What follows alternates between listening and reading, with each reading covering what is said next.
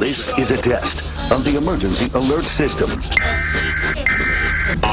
Executive Order 10,995 allows the government to seize and control the communication media. Our nation is at war against a far-reaching network of violence and hatred. Training camps have been struck, leaders eliminated, plots disrupted.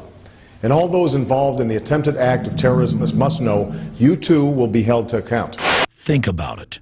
15 years ago, we allowed the federal government to hardwire emergency takeover systems of all major communications and media in the United States. Now the federal government's coming out in the open and admitting what was already in their internal documents, that they're going to begin having federal break-ins over local news. If this has been an actual alert, this message would contain specific information on the watch or warning being issued.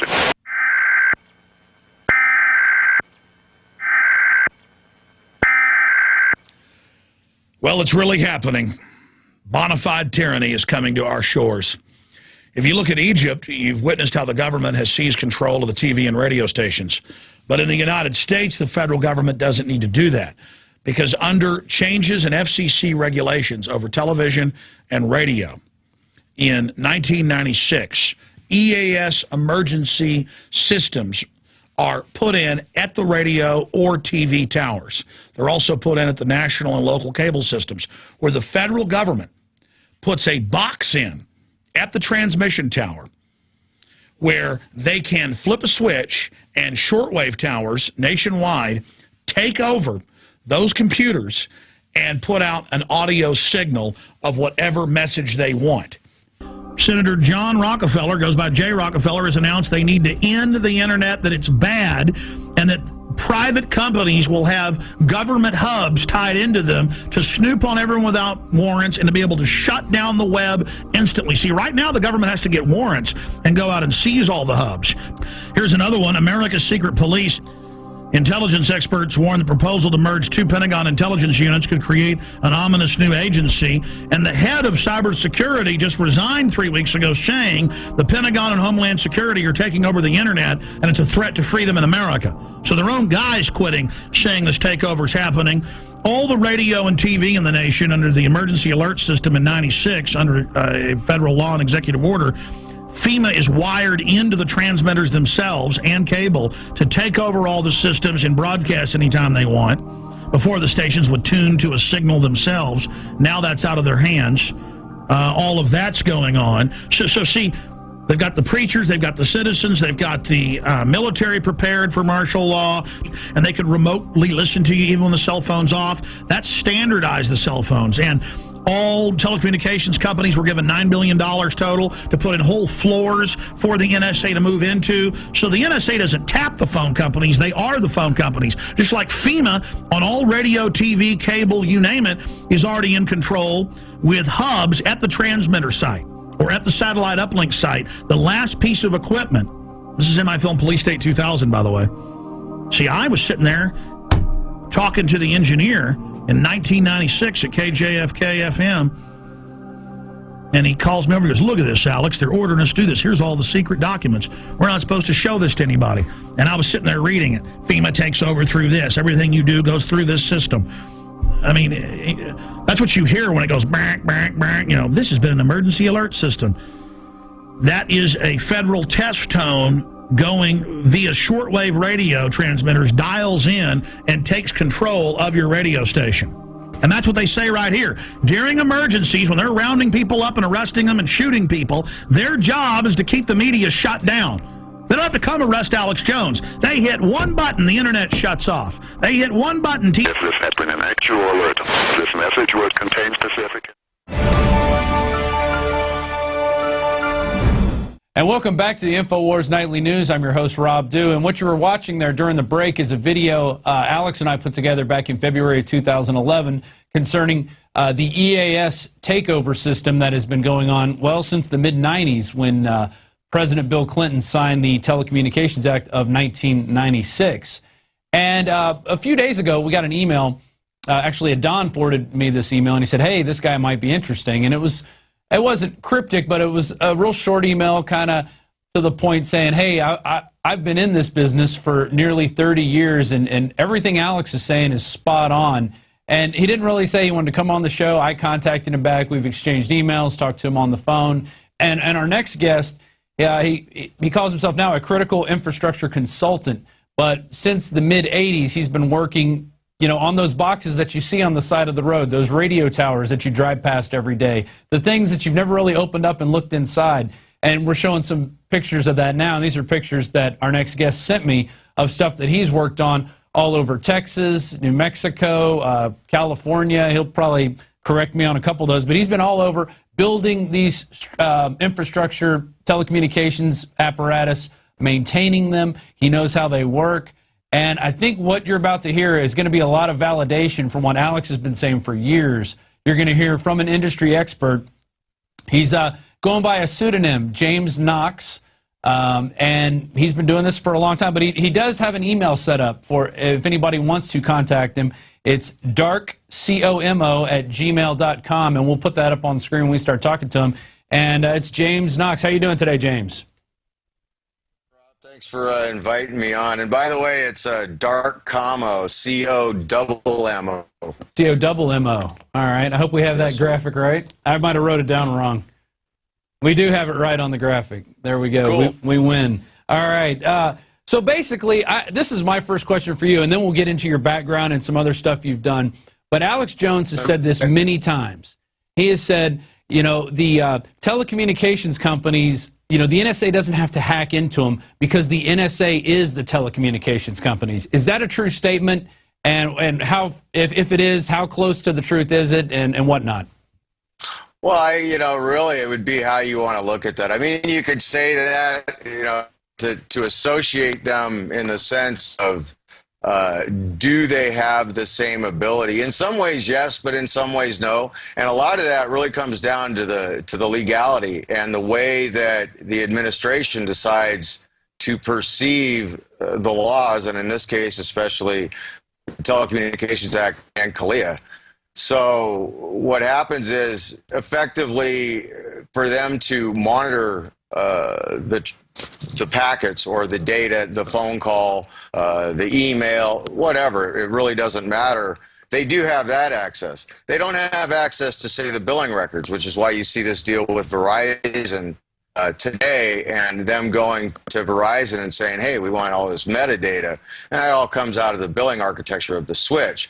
But CALEA, this CALEA legislation put forth a deal where there's a point of presence in every central office in the United States. It's communications access for law enforcement authorities. It's to protect us from the boogeyman. So in essence, what Alex says is right, but are they in business together? No, but are they in cahoots? Oh yeah, and a lot of what happens is if these boys want to roll into a central office somewhere and put up a carnivore box or anything else, me or anybody else working there is probably going to ask who they are, and then if the badges get flipped, you're going to go, yeah, okay, man. And you're not going to ask questions because you know better. Right. Well, let's go into your background a little bit. Long answer, but that's really kind of the nutshell of the whole thing, because his short answer does put it all together. So, you know, again, I hope that answers the question. No, it does. It puts a lot of perspective into things. They're not exactly the same, you know, they're not a government entity, but they are basically opening the floodgate for that information to go straight to the government whenever they want it, you know, but there's so much information, you know, now it's getting ridiculous. But let's go into your background a little bit. You sent me your resume. It's very, you know, you got a lot of field service work. Let's see, what else? Engineer work, operations manager work. Why don't you tell us a little bit about yourself and how you got into this field and how you've seen it change since you started in the mid-'80s to what you see today? Oh, wow, that's a big question. Well, I got into it in 1984, you know, graduated high school early. Actually, I finished my senior year in a month through the whole homeschool program. And then went in the service, was offered to go to West Point, turned that down because that just seemed kind of too pansy to me. So, yeah, I know. No disrespect intended there. It was just kind of my feelings at the time. You know, I wanted to be an NCO, the guy that worked for a living. Right. So anyway, going forth, I got into this strategic microwave systems repair course, which was the longest course in the military, which got me doing ComSec and a bunch of things that, you know, I really don't want to go into that stuff in my background because much of it is classified and is still classified as far as I know, and will stay so until I die. So, you know, I really don't want to go into that stuff. So moving forward, I got out after 6 years and then went into the commercial world, and we started deploying and maintaining networks for the Forest Service, power plants, utility companies, oil companies, cellular systems. And in about 95, it's huge. It was about 500,000 towers were built in the U.S. I did a whole network of 66 hops in Texas down by your area. Spent a year and a half doing it. And it encompassed from Corpus Christi to San Antonio, out to Del Rio, out to Langtree, down to Brownsville, and back up to Corpus. That's all still there. And what we would do, you know, do all the engineering, get all this stuff, deploy it to the field, transport it out, install it, turn it up, test it, and basically, here you go. And then they light it up with the BTS equipment, which is the cellular equipment. And then that all gets taken up and put back to what's called a MITSO, which is a mobile transmission switching office, which is just like a central office, except it's for the mobile or cellular side of the house. And then that goes up. So that was a huge outgrowth within America. Was the cellular network, and that really changed the look of things. And also at that time, you had Clinton pushing and getting signed the Telecommunications Act of 1996, which really changed the telecommunications industry huge. And I probably don't want to go into that yet, and maybe I ought to stop for a second. And, you know, you want me to keep going on this? No, let's keep going on the Telecommunications Act of 96, because it is a large piece of legislation. Just on Wikipedia, you can find the first significant overhaul of the telecommunications law in more than 60 years. So obviously, you're going to have a lot of things encompassing that. It was the first act to communications bill to have the internet into it, and it is very large. So why don't you kind of give us an overview of that, and then the things that you saw about it, because you said you were speaking out about it back in the 90s when this thing was going on. And what were the things that you saw that you didn't like about it? A lot of it came to pass in 2000, and it was done via software package upgrades with AT&T. And, you know, like you said, the TCA is a very large piece of legislation. So I think I'm going to stick more to CALEA and stick to that, because that's really what is going to touch everyone's life and does now touch everyone's life. Right. So what they did when they implemented these software packages is not only they made a lot of money off of you, the subscriber, because in the end, look at your phone bill, look at all the taxes, look at all the little fees that are on there. Yeah, you're paying. Look at, and you have no idea what it is. You're paying for that surveillance grid. I'm sorry, go ahead, Rob. I said you're paying for this surveillance grid. That's what we're doing right now. Exactly. You are, everybody, every one of us is paying them to spy on us if they choose. And I got a lot to say about that, but let me back up here and talk about the TCA and CALEA. So anyway, to speak just to CALEA, the big thing that it created that I really saw as a problem and I was real worried about was this access. Because the problem with access is, even though it's filtered, they have access. So you have to give them trust. And, you know, I don't know about you and everybody out there, but I was taught and raised, you never trust the government. You know, I'm here to help you. I don't think so. And I think some of that is lost in America, but that's another subject. So anyway, it created this point of presence, this access point that's a physical layer interface for the authorities, public servants, to access every central office in America. So what that basically means that when I pick up my smart device, smart devices in my house that are connected to your wireless router in your home, your internet access, your email, what you do, what kind of porno you like, if your wife watches it with you, And, you know, you can go down that trail a lot. And the only reason I use that is I want to make the point people need to understand these people are looking in your bedroom. They will watch you copulate if they can. And like Alex says, they're a bunch of sycophants. And they are. But I'll leave that part to Alex. He probably does it better than me. So anyway, but that point of presence, it creates this, it's like having a guy like me at the keyboard. Mm-hmm. All they have to do is sit up to a terminal that's hot to this system, and they can access this database any way they want.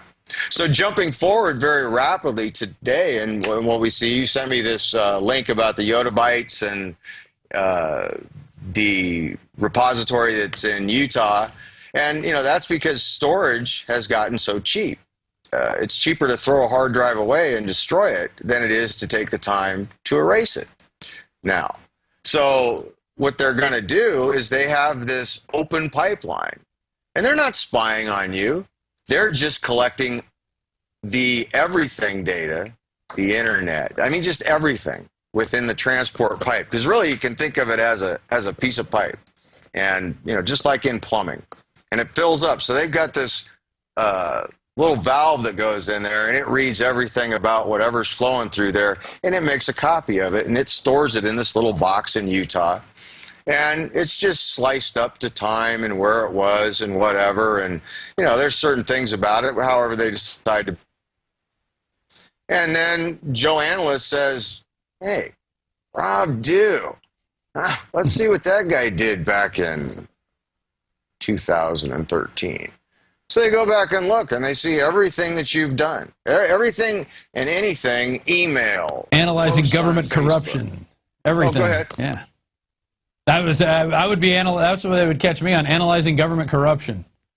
Yeah, and you know, we could even jump from that to the NDAA. Yeah. And think about this, okay? You're going and looking at government corruption, okay? But you know, I'm a squirrely CIA. Christians in action is what they like to call themselves when Bush was in office. I met a guy that kind of tried to recruit me in. At the ranch there. It's in the middle of nowhere in south of Bakersfield.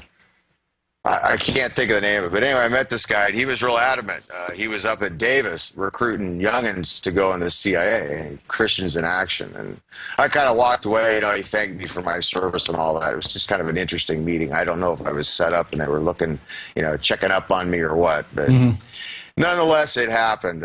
Strange thing. So I just found that interesting that they chose to be so seemingly religious right about the whole thing. I haven't had any contact with those folks, so I couldn't tell you what their you know, behavior's like today. But you know, those are things that I just, and you know, of course, I pay attention to because of my background. We were talking about the filter going from Utah, basically making a copy of everything that's going out into the communications telesphere. And then you have analysts looking at that and then targeting people. Say they find a person of interest. Well, they can go in, type in everything that they've ever done and bring up a list, and then they could cross-reference that with keywords, any of that stuff, and then pull that in and build a profile on somebody really quickly. And yes, using that information, they could either plant evidence on you. They could do a lot of different things. Yes, they could. I mean, you talk about planting evidence. You know, think about what can be done with Photoshop these days, or manipulating documents. Which then one big one comes to mind. Well, hold on. Actually, your Skype cut out the second you were talking about. I believe you were mentioning the Obama's birth certificate. Was that correct? Yes. Just as you know, a manipulated document that is. Well, they manipulated the sound right there. That was. I mean, I could read your lips, and you were talking about the birth certificate, but there was no audio right at that spot. Perfect timing. Perfect timing. Yeah, that's kind of an abomination, isn't it? Yeah, exactly. You know, getting back to the birth certificate, you know, that's something that they said. You know, here's this copy. This came straight out of the books in Hawaii. But it's got all these layers on it. The letters match up perfectly. I mean, total bad Photoshop mess. We looked at it the day it came out. I threw it into Illustrator, pulled the layers apart. 30 different layers pop up, different letters, some little passages, and people were on, you know, the defendists were out there going, oh, well, that's just because the way it reads the document. I'm like, no, it's not. These are layers, people. I've looked at plenty of documents in my time, and I've done plenty of Photoshop in my time, so I know how it works. Right. So, you know, that's basically what we're looking at overall. Why I wanted to get you on was to talk about that the government has the capability to go in and do this stuff, and whether people want to believe it, they want to stick their head in the sand or not, it doesn't matter. I mean, you've been working on this stuff for nearly 30 years. I mean, how easy is it for the government to, with a few keystrokes, find out who you are, where you live, what you're doing, what you like to eat, what you like to buy on the web, who you talk to? I mean, how easy is that? If they have access to the infrastructure created by Leah, it's as easy as sitting in front of a terminal and typing in your name or whatever keywords I want to search for.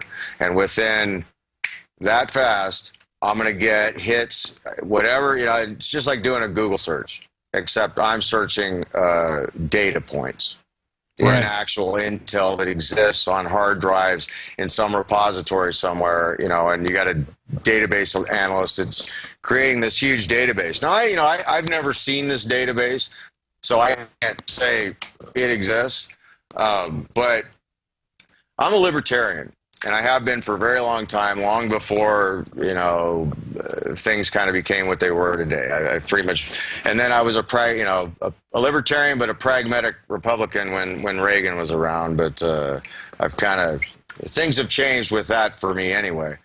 But that being said, people used to say to me all the time, you know, geez, James, why do you stay in this business? You know, you don't agree. You're building. I'd say, well, yeah, but you know how to build it. You know how to take it apart, which I probably shouldn't say in public, but I really don't care anymore, because that's the point. And that's what people need to understand is, yes, it can be taken apart, but they need to know that it exists and it's there. And it's set up such that you don't see it. It's just like you go to a casino in Las Vegas. You ever noticed how just nondescript the security system is, but in reality, it's very difficult to find any place to stand where you're not being monitored by some camera? And a team of people watching you. We were in doing an interview with Dr. Russell Blaylock in the Wynn Casino Hotel, that big system, the big Wynn setup. $2 billion, I believe that one cost, didn't it? We pulled out a little camera real quick. I'm like, oh, let's get a shot of the roulette wheel. You know, we'll use this in the video. I pulled that out. I shot for literally 6 seconds, and somebody was standing behind me going, excuse me, sir, what are you doing? I said, how did you get here so fast? He goes, I can't tell you that. He goes, but you got to put that camera away. You can't. And I wasn't even in the casino. I was in the adjoining area where you eat, and it had windows open to the casino because they want to, you know, they want you to see it at all times. Right. One of the interesting things I thought is when you're riding the elevator, the music's real soft, and when the elevator opens, it's the same music, but it's super loud. That has a big psychological effect on you. Yes. I mean, it's like, whoa, I'm going to go gamble now. You know, really creepy area of, you know, Las Vegas is totally creepy. But going into that, yeah, you don't see the surveillance that's there. And it's not like they're sitting there, you know, on the red lights. You know, you see those cameras. But there's cameras that you're not seeing, and they're everywhere. Yeah, I mean, literally, I've done a lot of security. Matter of fact, when I was at Fort Huachuca, the shop that I ran, and I can talk about this. None of this is classified.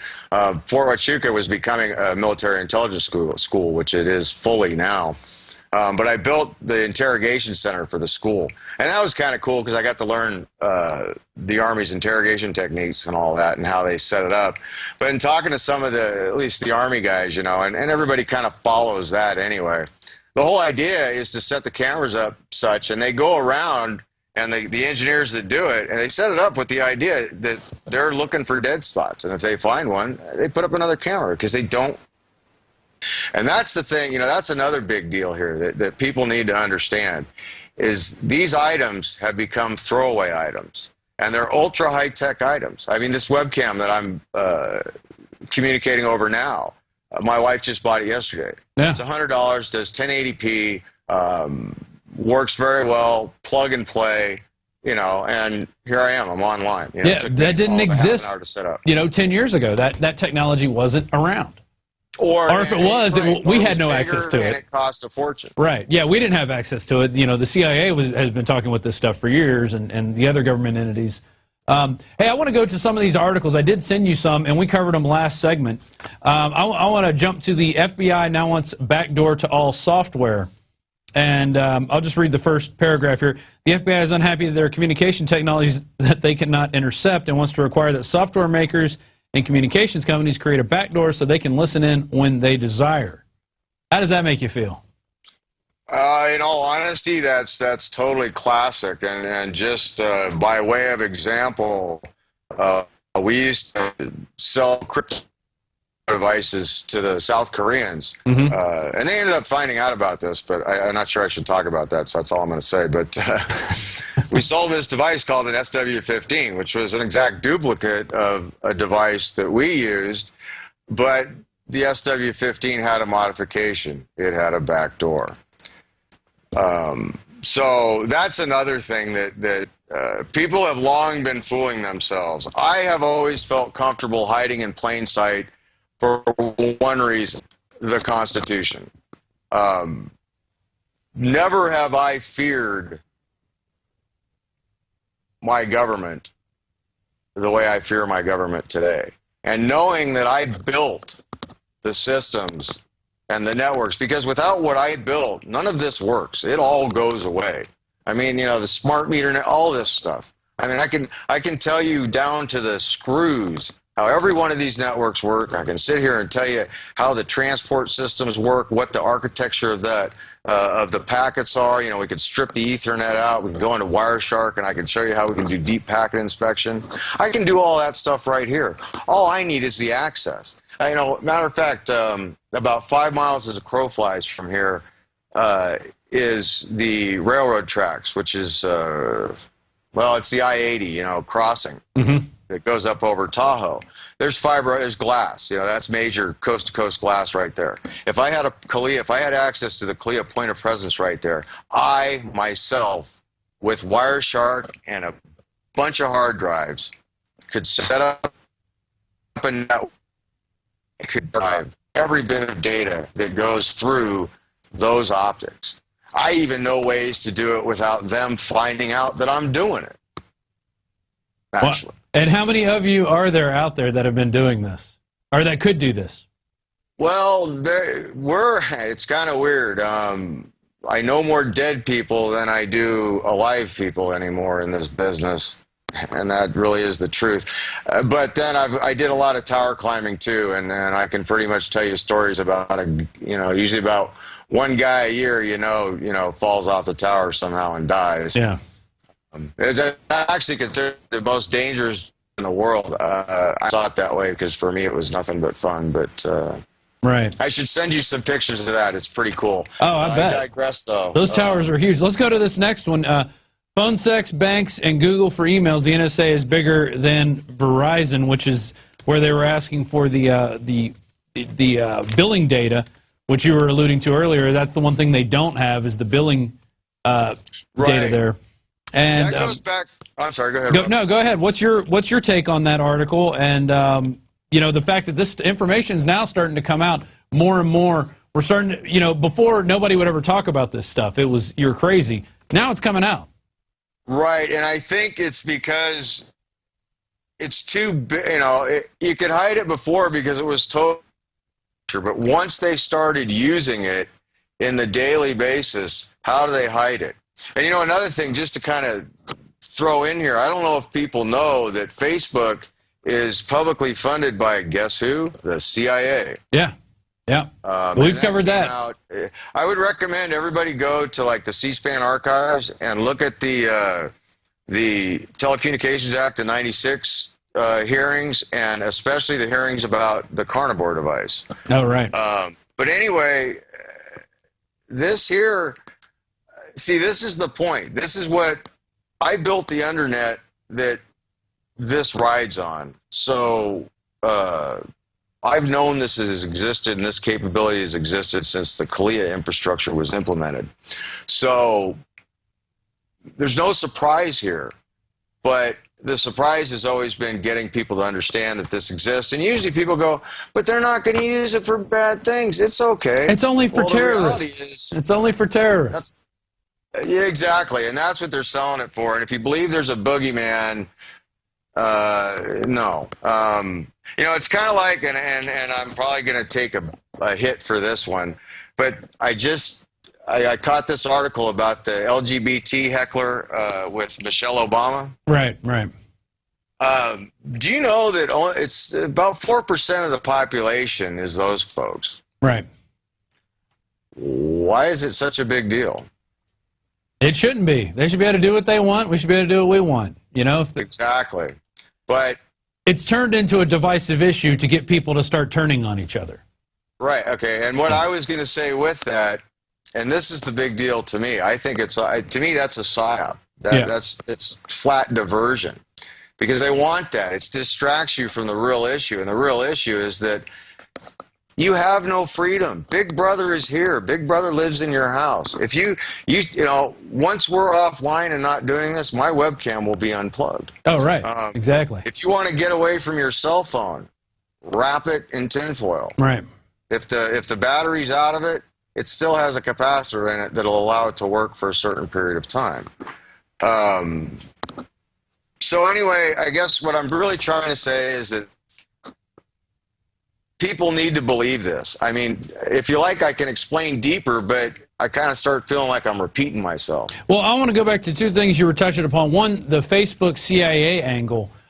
Sean Parker, one of the co-founders of Facebook before it took off big, when he was 16 years old, he got busted for hacking. Who was he visited by? The CIA. Exactly. And then what does he do? He forms Napster, which is this MP3 technology that nobody was using at the time, and we're supposed to believe a kid in a dorm came up with this algorithm and able to send this stuff back and forth without any help from anybody at all. No. And then we see him, and then he shows up next to Facebook when it's taken off. He just happens to be there. I mean, we're supposed to believe that this is just, oh, he's the only guy that could do this.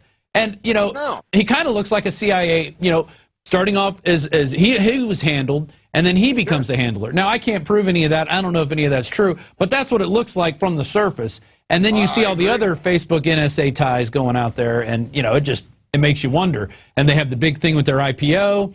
It tanks, but the guys cash out and make a lot of money. And, you know, it's just over and over again. They seem to just have, you know, the golden gloves with every situation. And you were talking about how they're spying on you through your home. I want to go to this article. CIA chief will spy on you through your dishwasher. Yes. This is David Petraeus talking about the CIA director. He was talking about, you know, these new things that they're going to be able to just go in and through any device, through the electrical lines, which are why the smart meters are so important, they'll be able to spy on you. Right. They'll turn your whole system, your whole house, into a giant spyware device. Exactly. And what they're doing, if you're familiar with broadband over power line? Yes. Yes. That's a big thing. They have lights that can communicate. Same architecture. So basically, the AC network in your house becomes a communications network. Right. And all they're doing is taking and modulating a signal onto the 60 hertz signal that exists on the power line, and they communicate. I could get into the whole brass tacks, but everybody'd fall asleep.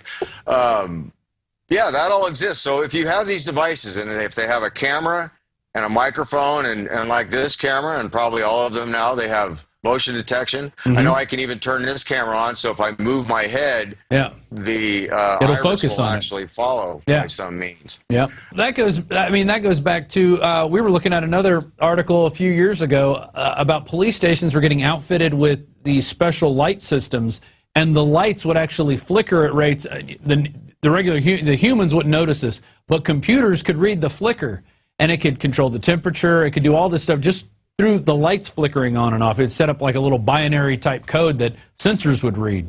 So this could be done on... actually, that would be just like a teletype machine, and they would use, it would just basically be visual frequency shift keying. Yeah. There you go. I mean, you know the technical terms of it. It's kind of akin to SOS. Yeah, exactly. So it's sort of a binary Morse code through light and whatnot, which is exactly what, you know, Morse code was through sound, and this is just doing the same thing with light. You know, we got so much we could talk about. We're definitely going to have you on again. Very interesting. We can talk about smart meters next time if you want to come on and talk about that. Oh, sure. We had a lady talk about that on Monday. Very interesting lady. But I want to end it with, you know, today is actually the 64th anniversary of the printing of 1984. And I think it's apropos that we've got Bilderberg trying to hold secret meetings over across the pond in England. You happened to contact us this week to talk about the very spy hubs that are set up and paid for by us, and we don't even realize it, or it's just something that you can't believe. It's so fantastic. And here you are, somebody who's built these things for 30 years saying, hey, it's all true. I mean, what world are we living in now? By my reckoning, be afraid. Be very afraid, because we have a bunch of not so highly intelligent, and I'm not sure we can trust their motives, individuals that have access to these systems, and they have access to everything. I mean, you know, like you were saying, Rob, and this is what people really need to stop and think about, is when somebody can access this, like Facebook, and Facebook, you know, becomes this, you know, you're giving it to them for free. You're telling them what you do in your life, and a person could go on there, and if they're looking, and if they have access to these more things, you know, the things that you think they don't know, and they can sit there for an hour or two and figure out what your political beliefs are, you know, what your sexual bent is, what kind of foods you like to eat, what kind of sports you're into, where you shop, how often you talk on the phone, you know, on and on and on. Within a couple hours, they know who you are, and you don't even know they went and looked at it. Yeah, no, it's very scary. I want to give you any final closing thoughts before we go today. It's been a great interview. This is James Knox, and he's a critical infrastructure. What did I have there? Yeah, critical. I've lost your resume. Oh, it doesn't. It's basically I'm a telecommunications consultant. Yeah, exactly. And I know, you know, I've worked on all the other systems that go along with that. So, you know, anything with critical infrastructure and telecommunications, that's been my life. You know, cellular. You know, we always made a joke: DC to daylight. Meaning, you know, radio all the way up to large fiber optics networks. Right. The last large network I did, just to kind of maybe so people know that, you know, I'm not kidding. I am who I say I am. And no, I'm not using my real name, but that's because my name's kind of weird. There's only one of me in the world. James is my first name, though. Anyway, you know, if anybody wants to contact me, I set up that email just for that purpose. Right. For any reason, you know, I'm just kind of curious. I've never done anything like this before. I'm just kind of sick and tired of seeing what's going on. Matter of fact, I live in... Can I talk about what happened to me the other night, Rob? Yeah. I'll set it up for you. We'd talked on the phone, shared some emails back and forth, and then I got one. I saw it late at night. Yeah, and I guess this incident already happened, but you got a visit from our officials, so I'll let you take it from there. Yeah, so I had gone through and I had cleaned my 50 and wanted to run it. I think actually it's up here on the shelf. I don't know if you can see it. Can you see it up there? I could see the outline of it, yeah. And, you know, it's pretty loud. It's a 50 Action Express, and I was shooting that, and then I was shooting my Glock 33. Oh, the Second Amendment. Oh, evil American. Oh, well, yeah, you know, okay, since we're playing show and tell, right? You'll like this one. Oh, yeah. Yeah, this is a Kimber 1911 Eclipse. Oh, nice. I like that trigger. That's cool. Yeah, this trigger breaks like glass. This thing is really sweet. This was a birthday gift for my wife. As was that one. That's a 3378 Krieger custom outfitter Weatherby. Right. So you were out enjoying the Second Amendment, wasting some ammo that's in short supply. And what happened? Sorry. So I walked in, and okay, I got to set this up as where I live. I have a tree right off my deck, and I shoot off my deck off, and I have a 22 that sits in the kitchen on the shelf, literally. I just open the door, and I plink off a few rounds, and there's a bunch of holes in the tree. You know, this has been going on for a while.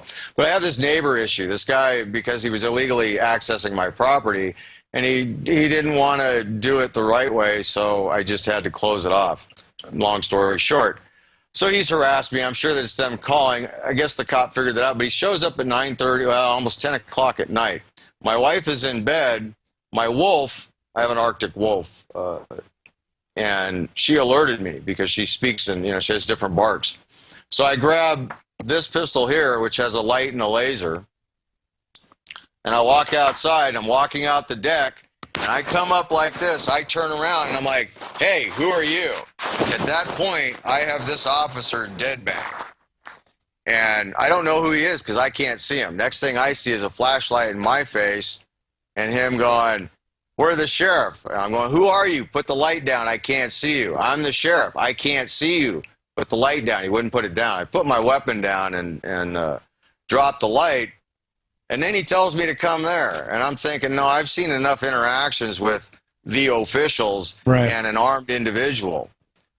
So I basically very loudly said, no, I'm going in the house. After that, I asked my wife to call the sheriff's office and find out what was going on. It turns out they came to find out if I was shooting safely because somebody had called 3 days previously because they heard high-powered rapid fire, which I guess means that it's more dangerous that way.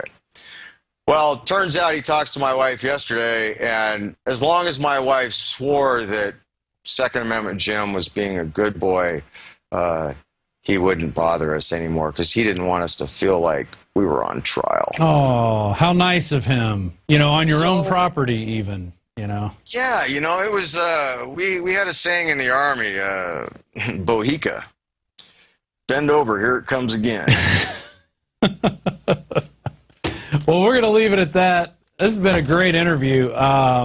Very interesting person.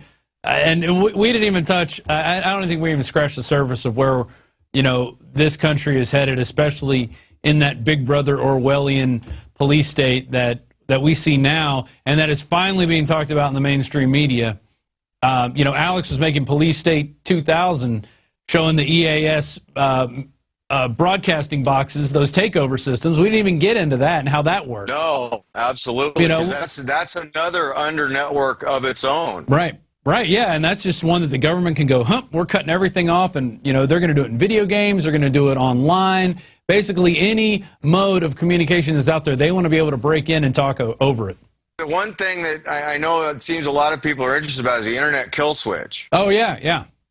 The internet kill switch. Now, it's okay to look at it like that, but I look at it in the sense of what you have to think is you're the big daddy spider and you got your little baby spiders everywhere, right? And you've got the main control panel or terminal.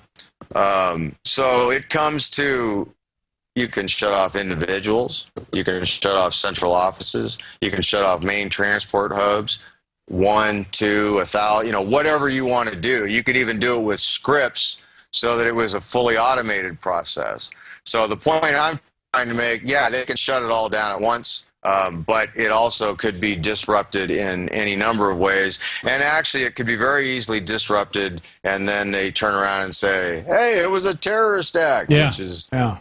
We got to control it all. Nonsense. I just thought maybe we should just at least hit that internet kill switch thing. No, that's good. I mean, there's so many different facets to this issue of communication and how we communicate because, yeah, while we have the access to talk via Skype through video and all that, they're recording all this. They're making a record of all this. But I think it's good that you're speaking out now, and I'd encourage people to contact you if they got any questions and, you know, become a voice out there because we need more people like you to stand up and say, hey, you know, what crazy Alex Jones is saying is actually true. You know, yeah, you know, that really kills me when I hear the crazy Alex Jones thing, especially my friend on, what's that chick on NBC or MSNBC? Oh, Rachel Maddow. Yes, Mr. Maddow. Yes. Yeah. Oh.